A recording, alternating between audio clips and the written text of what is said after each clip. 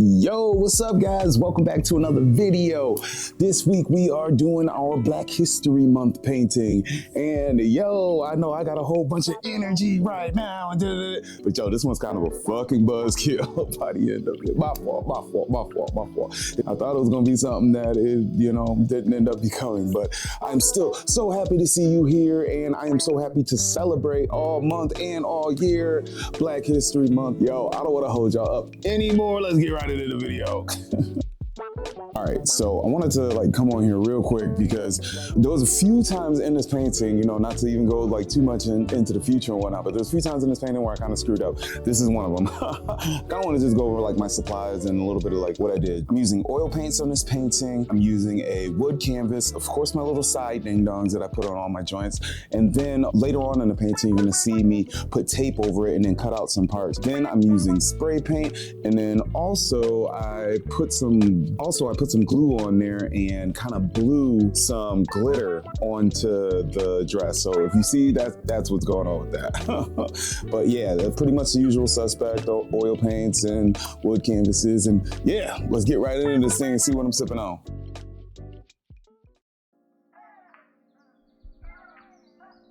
All right, what up? So today we are gonna be sipping on, it's Black History Month. We're gonna have to go with some Uncle Nearest, 1856. Uncle Nearest, Black History Month. Hell yeah. Now, the reason I'm doing Uncle Nearest this month is because it is Black owned, and we love that for Black history. Cheers.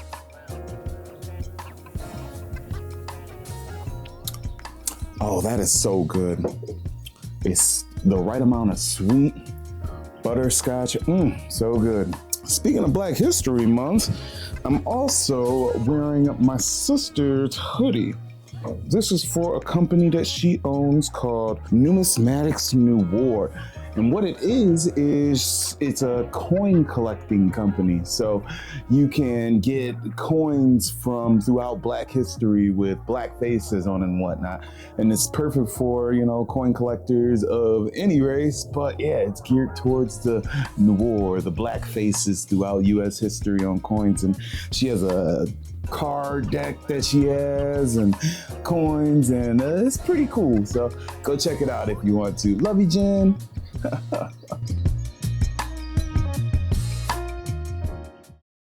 So much of her story is lost to time, and at this point, she's more of a myth than a memory. And that's a problem. The sad truth is her story is rooted in the exploitation of a little girl racially, sexually, and emotionally.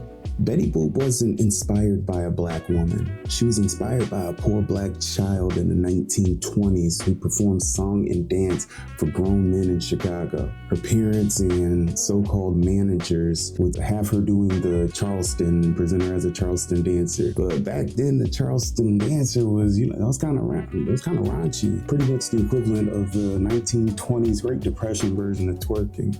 She was called Little Esther. She would dance and sing adult jazz songs in a baby voice, fluttering her eyelashes. She would also scat, what would later become the iconic boop boop a doop at late night clubs and burlesque shows. Esther even went on to a European tour in the mid-20s, performing for royalty and diplomats. And while she was 100% exploited, by 1930, she was the richest kid star in the world, making about $750 a week. In today's money, that'd be close to or around about $12,000 a week.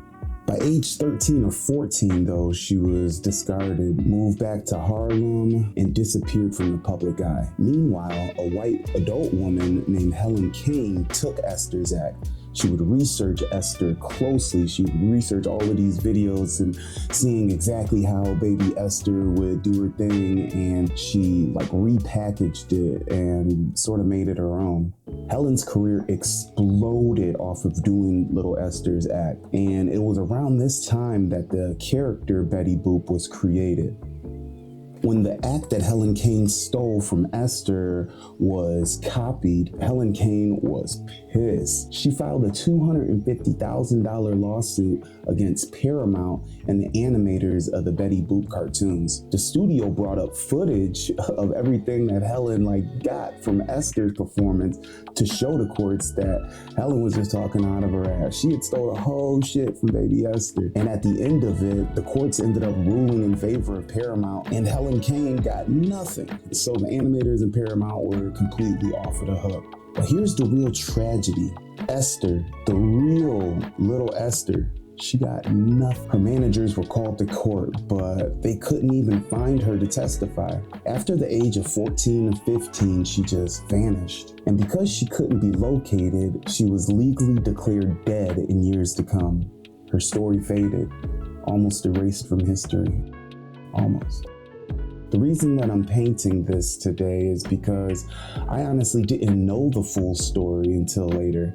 After I pretty much got done with the painting, I had heard another biop or another documentary on her as I was finishing up this painting. And before then, I had always thought that Betty Boop was inspired by a black woman. It was just a black woman in history, and there might not be a lot known about her, but again, a black woman, I thought. And I thought it would make for a really cool Black History Month painting. I thought it would be really cool, go back and get oh, you thought Betty Boop was da-da-da-da-da, but she was inspired by a black woman and, fun, now. Take that and run with it. Definitely sucks that wasn't the case upon further investigation. Do your own research. Message. And that's another reason why towards the end of this painting, I go ahead and go over her face, and the face is blank because we don't know what baby Esther would look like as an adult. And that's why I put just gold leaf over her face. I'm not sure if we're there in the painting now, but yeah, that's why I did what I did towards the end of this painting. And I made this painting too because so much of our history is erased and or repurposed or redone. And that bothers me. I don't want to forget our history. It sucks that I have to do more digging, and by the end of the painting, I found out what the real history even was. Trying to erase the origins of that little girl and the exploitation she endured, and that's fucked up, Fuck her parents, fuck the so-called managers that she got later on in life. Fuck that act, fuck Helen Kane, and fuck ICE, just for throwing shit out there. And to make it worse, Helen sued over an act that she had no right to sue over.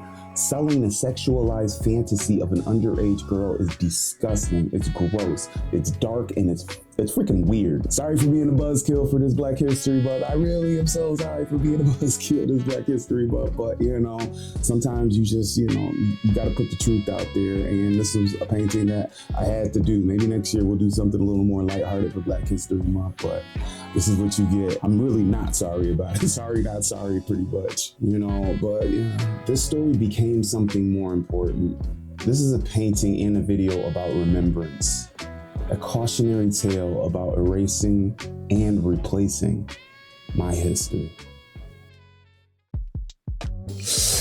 Yo, thank you so much for coming out for this video. I really hope that you appreciated this painting, even after I had to switch it up there at the end and whatnot. But yeah, I hope next year we can get 2 Black History Month paintings out in a month. But yeah, expect another video coming very, very, very soon. Probably in a couple of days.